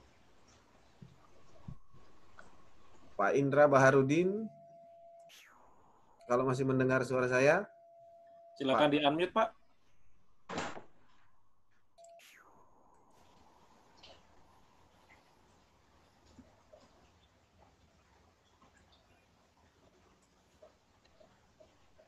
Itu dulu Pak Arthur. Ya, mungkin lanjut di bawahnya ke Ibu Ina Purmini. Silakan, Ibu. Ya, terima kasih Pak. Monggo Bu Ina. Ya. Dari Inspektorat Kabupaten Cirebon, Pak, mau nanya tadi terkait dengan profili audit yang disampaikan Pak Mustafa ya. Kalau lihat contoh implementasi tadi Pak ya, ada 2 inspektorat sepertinya ya, Kota Makassar dengan DKI. Oh, yang tadi ya. Yang melakukan profili tadi, kalau dari evaluasi sepertinya kurang begitu hasil profili kita atau inspektorat itu belum begitu memuaskan lah gitu ya. Itu mungkin terkait juga tadi dengan SDM, kompetensi dan lain-lain. Itu memang ini mah hanya pengen tahu saja. Ini kan dari inspektorat tadi salah satunya SDM. Apakah ada contoh yang sudah bagus misalnya yang dilakukan oleh dirjen di kementerian atau mungkin LKPP dengan tadi profili advisernya atau mungkin BPKP gitu Pak ya. Contoh-contoh yang mungkin sudah bagus yang bisa melakukan itu, dan memang kalau kami lihat sih untuk di kabupaten kami sendiri itu memang kami menyadari lah kita punya kelemahan di kompetensi SDM gitu Pak. Jadi mohon barangkali ada contoh yang bagus yang bisa kita lihat gitu Pak. Yang kedua selanjutnya ini juga sebenarnya kegalauan kami kenapa di inspektorat itu tidak ada atau sedikit sekali yang melakukan audit, tapi lebih banyak ke audit PBJ gitu. Sementara tadi kalau kita lihat audit PBJ kan tidak terlalu efektif juga ya untuk katakan untuk mengurangi fraud, KKN dan sebagainya, itu masih banyak terjadi kebocoran. Itu misalnya Pak, kebanyakan atau beberapa yang pernah menjadi kasus di kami, SKPD atau OPD itu meminta pada saat pelaksanaan. Jadi sudah mereka sudah lewat banyak ya. Jadi pada saat pelaksanaan kontrak mereka baru minta probity gitu loh. Nah, sementara tadi kalau yang Bapak sampaikan kan harus integral gitu ya. Kita melihat itu nanti mulai input, output, outcome kan seperti itu, sehingga dari identifikasi kebutuhan juga harus kita lihat gitu. Sementara mereka minta kita itu hanya di pelaksanaan, padahal yang kurang bagusnya tadi di proses lelang yang kami tahulah di sana ada sistem IJON dan sebagainya itu sudah muncul gitu loh Pak. Di identifikasi kebutuhan juga ada. Nah ini kami menghadapinya harus seperti apa ketika kami diminta di pelaksanaan. Sebenarnya di jauh sebelumnya itu ya kita tahu karena inspektorat dulu kan di luar ini juga reguler gitu Pak ya. Nah itu sudah terjadi seperti itu sehingga di pelaksanaan pun hasilnya nanti tidak akan sampai ke outcome-nya juga tidak akan sebenarnya tidak sesuai gitu loh Pak. Jadi kira-kira apa yang harus dilakukan untuk mengatasi hal tersebut? Sementara kami juga kadang-kadang hanya dijadikan bumper, bisa jadi ada ketakutan seperti itu. Jadi ketika sudah diprobiti oleh inspektorat itu kan mereka sepertinya gagah berani gitu, nggak ada tuan kita sudah diprobiti kan gitu. Padahal kan kita hanya lingkupnya itu sangat sempit gitu. Sementara kita harus menjamin sesuatu yang sangat luas atau integral. Mungkin itu Pak. Terima kasih. Baik, terima kasih Ibu Ina. Ini kalau minta contoh ini agak krusial nih, karena memang masih dinamis di lapangan ya. Tapi saya hanya mau kasih sedikit sharing dari kawan-kawan yang pernah mengawal ya. Mengawal dalam konteks sebenarnya probity juga, tapi dia tidak mengatakan probity audit ya. Tapi kalau saya amati ini malah probity sebenarnya dia. Kebetulan OJK itu kan sekarang lagi mau bangun gedung apa. Nah, itu teman-teman Biro Hukum BPKP itu sedang melakukan itu gitu ya, termasuk kontrak-kontrak calon-calon rancangan dan sebagainya. Nah, itu contoh ya. Kalau saran saya, kalau Ibu Ina dan kawan-kawan pengen ini ya menurut saya ini aja ya benchmark resmi. Karena kan ini masalah audit ya. Audit itu kan memang kadang-kadang misalnya jangankan beda kantor ya. Ibu ke tim sama-sama tim Inspektorat Kota Cirebon aja misalnya mau coba dong aku minta ininya infonya bagaimana tuh cara ininya, kadang-kadang kan agak beratnya macam-macam ya, karena memang faktanya banyak rahasia sehingga kita nggak boleh ngomong ke tim yang lain, atau karena ada sesuatu yang memang nggak mau dibagi informasi atau pelajaran atau pengalaman atau kompetensi.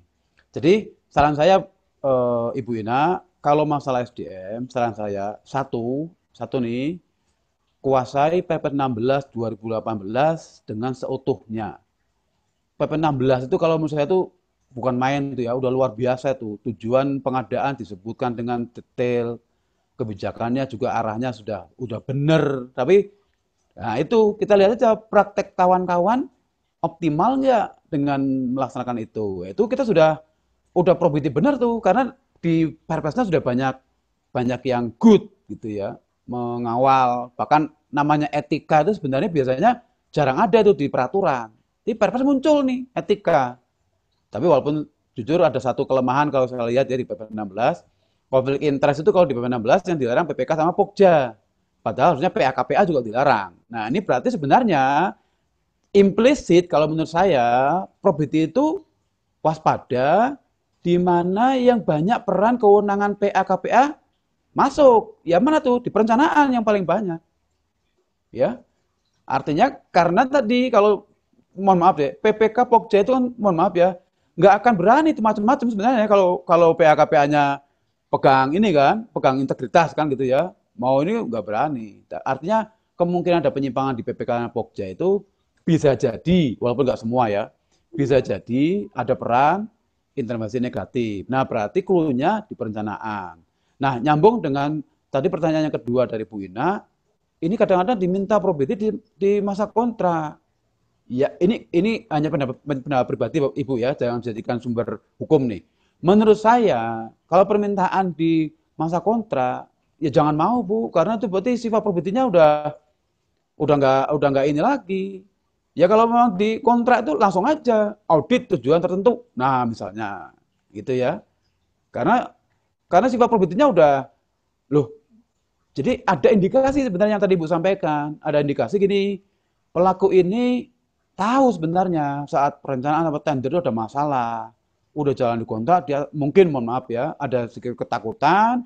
Nah, minta tolong auditor untuk probity. Nah, waspada fenomena akan dijadikan bumper. Walaupun sebenarnya auditor sangat mudah ya untuk memperkuat di ruang lingkup disebutkan di surat tugasnya.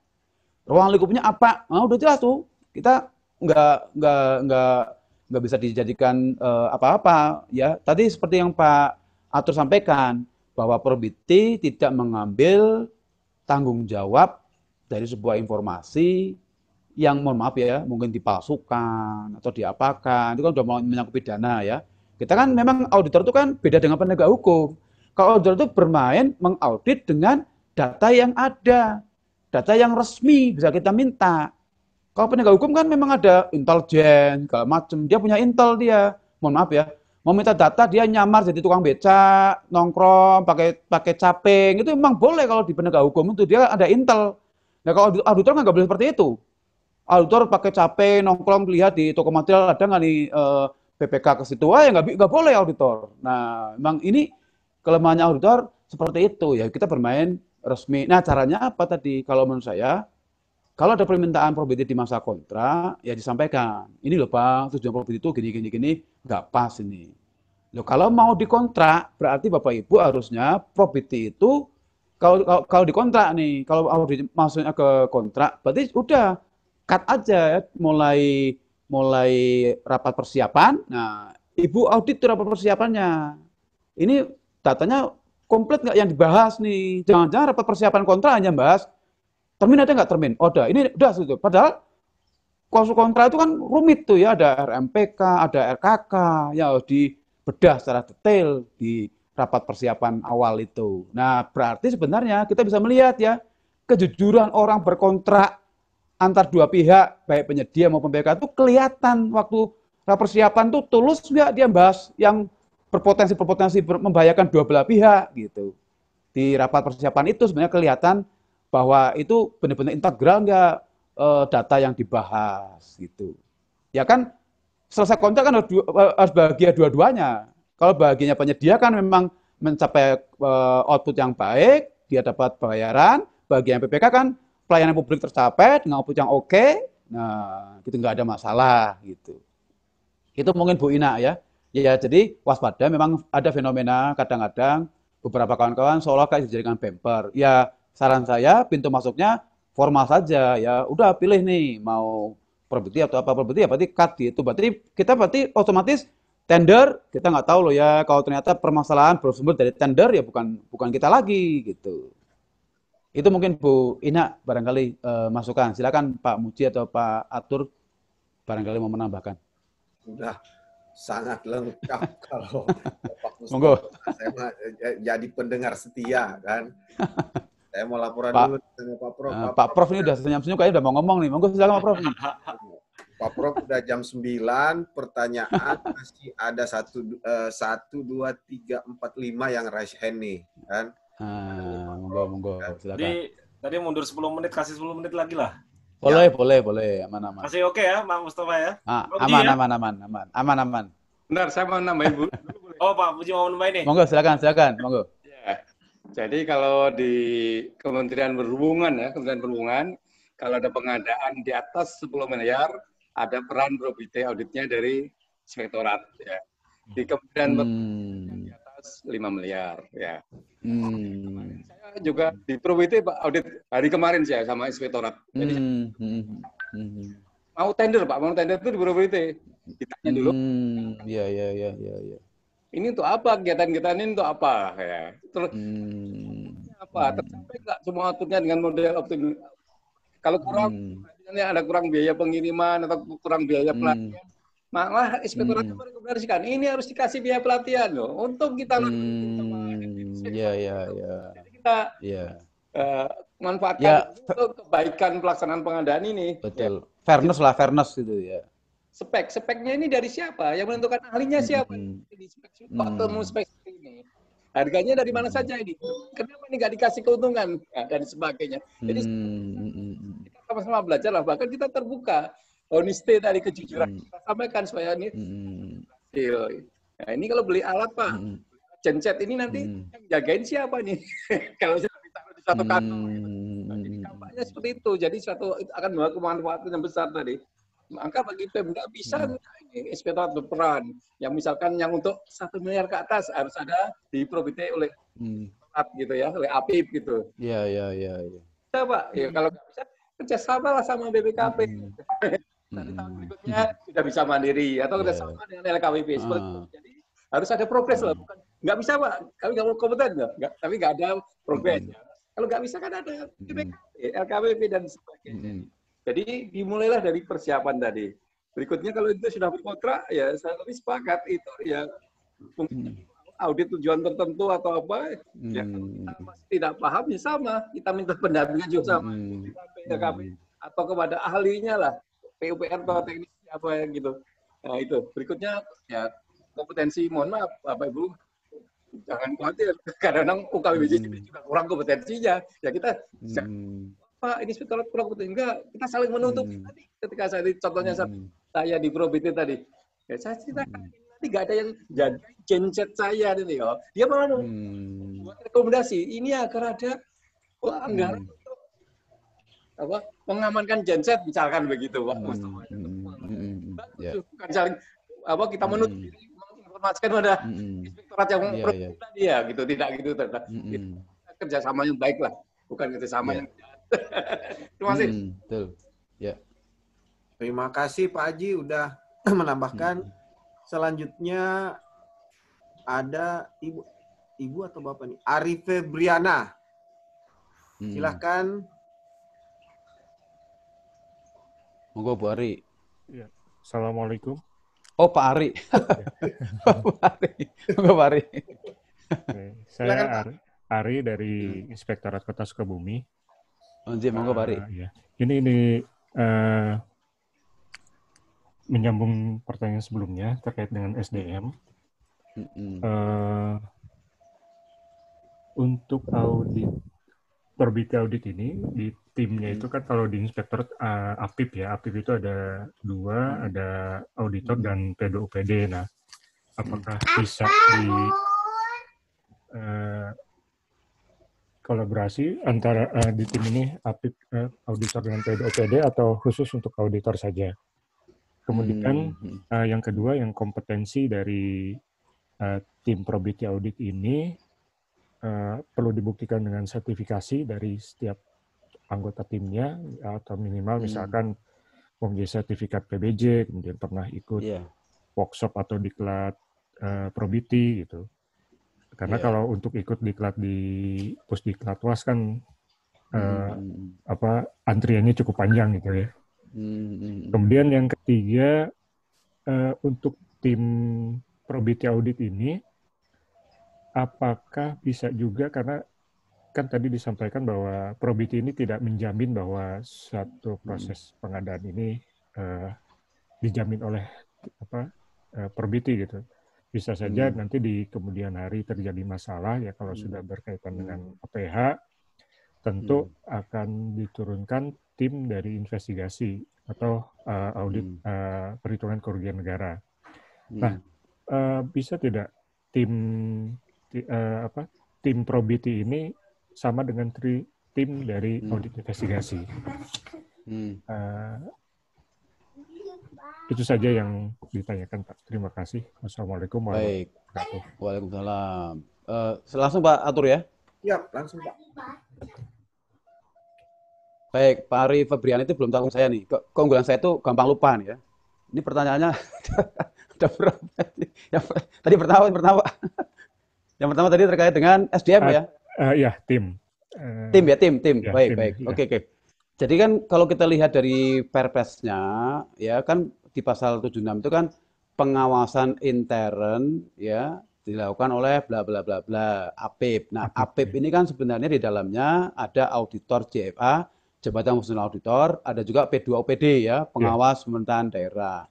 Jadi dua-dua itu ya bagian dari APIP. Artinya yang melakukan probity mau P2OPD semua, mau JFA semua, atau kombinasi, no problem Pak sebenarnya. Nggak ada masalah Pak. Ya cuman memang Pak Inspekturnya nih lebih prefer mana, kan karena beliau punya kewenangan ya menugaskan siapa yang lebih menurut beliau kompeten. Oke, nah menyambung dengan pertanyaan yang berikutnya, jadi kompetensinya memang kalau kita lihat di standar audit ya, tidak ada kewajiban auditor bersertifikasi PBJ. Apalagi di Perpres juga ada kewajiban itu. Tapi kalau kita ngomong standar lagi, standar mewajibkan auditor paham proses bisnis. Berarti secara nggak langsung, standar mewajibkan auditor harus paham itu Perpres. Nah sekarang mulai nih, bukti pahamnya apa gitu ya. Ya kalau makanya BPKP diantaranya konservatifnya di peraturan-peraturan probity itu mewajibkan orang yang melakukan probity harus punya sertifikasi PBJ. Walaupun sekali lagi Perpresnya tidak mengatakan wajib bagi auditor, ya. Tapi karena mau memahami objek yang notabene memang agak spesifik dan rigid, yang banyak risiko juga, ya mestinya kompetensinya dimunculkan. Jadi ini saran saya ya, saya nggak mewajibkan wajib. Saran saya ya sebaiknya yang punya sertifikasi. Satu, tapi cek juga ya, apakah benar-benar paham nggak? Jangan-jangan sertifikasi dia asal nembak hitung kancing lulus. Nah, ya berarti perlu ada briefing lagi, misalnya entah itu sosialisasi, karena Perpresnya kan baru berubah ya, kalau apalagi lulusnya dengan yang 54 misalnya. Beda, kalau menurut saya tuh mazhabnya agak beda jauh tuh yang dulu dengan yang sekarang ya. Sekarang tuh udah mulai menggandeng benar-benar pasar dan macam-macam, ada e-marketplace dan sebagainya yang diformalkan ya di mandatnya Perpres. Nah, pertanyaan ketiga sama lupa nih. Yang ketiga apa tadi, Pak? Yang ketiga. Udah cukup atau ada lagi yang ketinggalan? Ya, unmute Pak. Pak Ari belum ya. Yang ketiga untuk tim probity audit dengan tim investigasi. Oh, iya baik. Karena kan tadi tidak menjamin kalau sudah diprobity. Oh iya, baik. Jadi Pak Ari dan kawan-kawan, sebenarnya semua nih ya, bukan cuma probity, mau investigasi, mau apapun, ya nggak ada jaminan sebenarnya ya. Ya contoh paling ekstrim, mohon maaf ya, kita nggak ngomong politisnya ya, sumber waras. Sumber waras itu kan bukan main luar biasa tuh, di audit investigasi oleh BPK. Bayangkan ya, artinya BPK yakin ada indikasi kuat arah pidana. Tapi ternyata kan begitu masuk ke KPK, ternyata malah menurut KPK belum ada indikasi mens rea, niat jahat dan macam-macam ya, sehingga nggak lanjut ya. Nah itulah contoh yang paling ekstrim. Karena memang cara pandang penegak hukum dengan auditor berbeda. Kalau auditor itu kan yang digunakan tuh kriterianya bukan cuma regulasi ya, tapi ada namanya kepantasannya seperti apa. Tapi kalau begitu masuk penegak hukum kan dia bermain tricky ya. Contoh nih, SHM, surat hak milik tanah. Bagi penegak hukum itu kan itu produk hukum, yaitu yang benar. Surat PBB, ada NJOP macam-macam, itu kan produk hukum. Bagi orang hukum itu yang benar. Nah ini misalnya ya, ini yang contoh ya. Andai kata ini auditor meragukan NJOP-nya nggak benar nih.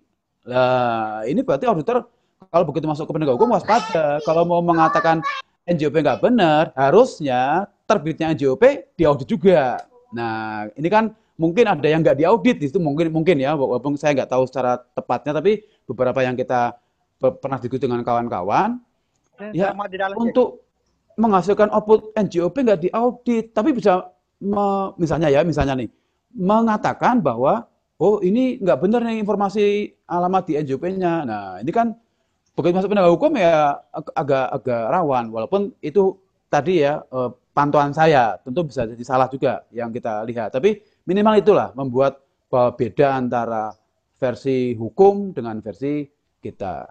Contoh. Kalau mau benar-benar hukum ditegakkan, harusnya saat ada Gojek pertama kali ditangkap itu supir ojek online. Karena undang-undang mengatakan bahwa motor bukan alat transportasi. Tapi kan pemerintah melihatnya bukan itu, karena pemerintah manajemen itu ya auditor juga manajemen juga gitu ya. Pemerintah melihatnya tujuan pelayanan publik tercapai. Nah, makanya nggak sampai ada tindak hukum dan sebagainya. Malah ya kita itu kan kalau manajemen itu kan mau melayani mencapai tujuan. Nah, cuman begitu lihat regulasinya kok beda, ya harusnya regulasinya segera ada suplemen, ada perbaikan. Makanya sekarang benar Kementerian Perhubungan ada namanya peraturan khusus untuk ojek online atau ini online. Itu namanya melengkapi dari undang-undang yang ternyata nggak bisa direvisi karena macam-macam, ya udah tambah aturan suplemen. Itu namanya membuat lagi akuntabel. Jadi kembali ke pertanyaan Bapak, ya menurut saya probity investigasi ya jiwanya sama sebenarnya ya. Sama gini maksudnya. Sama-sama integral cara pandangnya. Sama-sama juga upayakan jangan sampel. Investigasi nggak boleh sampel. Kalau sampel bunuh diri itu investigasi ya.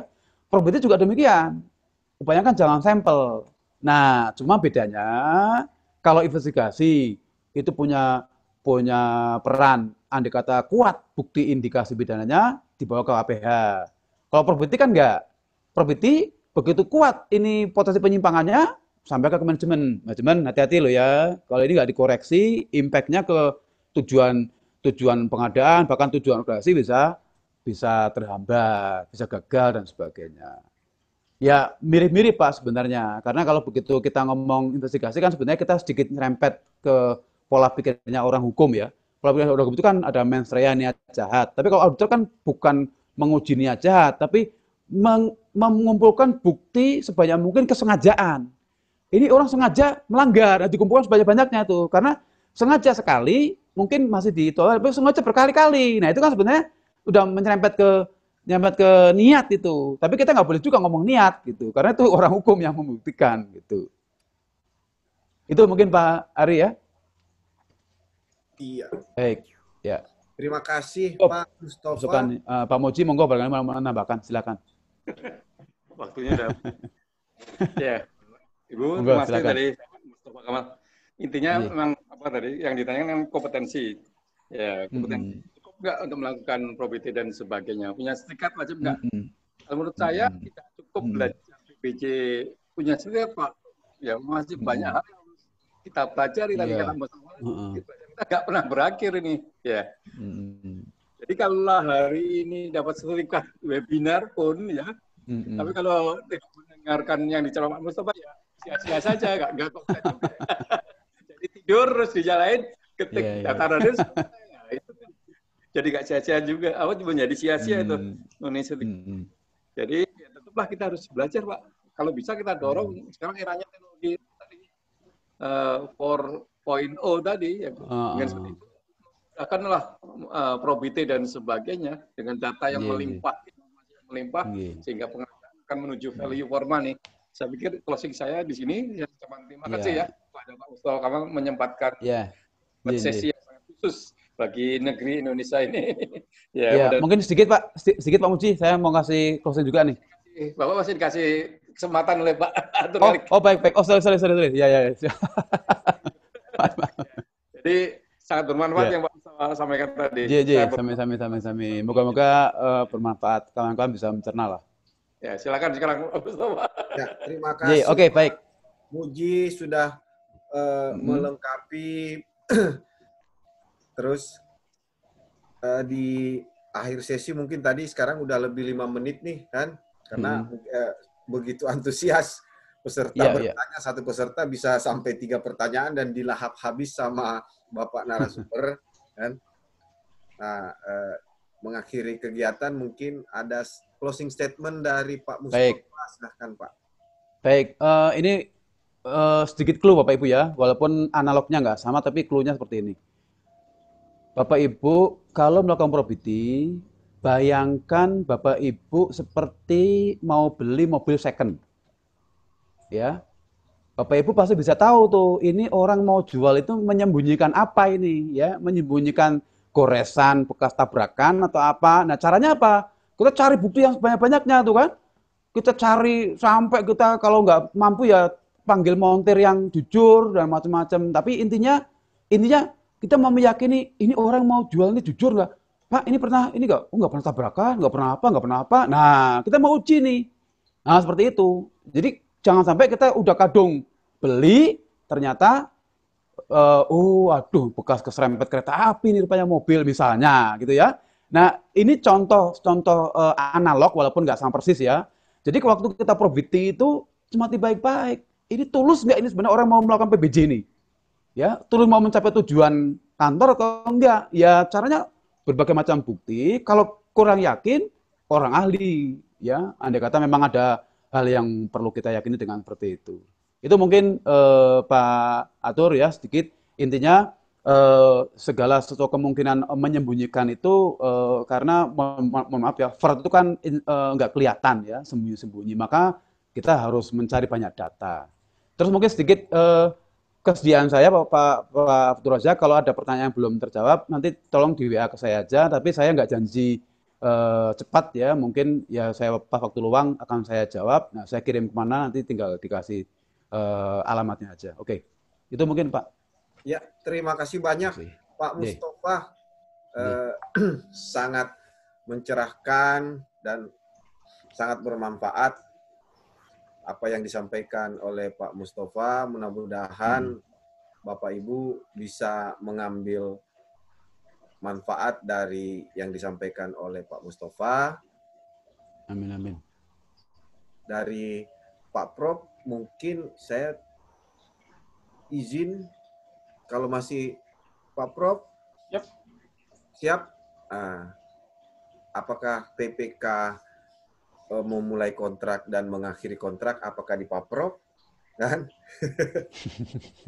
Jadi di akhir kegiatan, terima kasih kepada semua peserta, kepada Pak Mustafa, narasumber, Pak Haji, Pak Prof, dan Bapak Ibu semua untuk menyempatkan waktu dengan ucapan Alhamdulillahirabbil alamin. Alhamdulillahirabbil alamin. Kegiatan kita hari ini sudah selesai.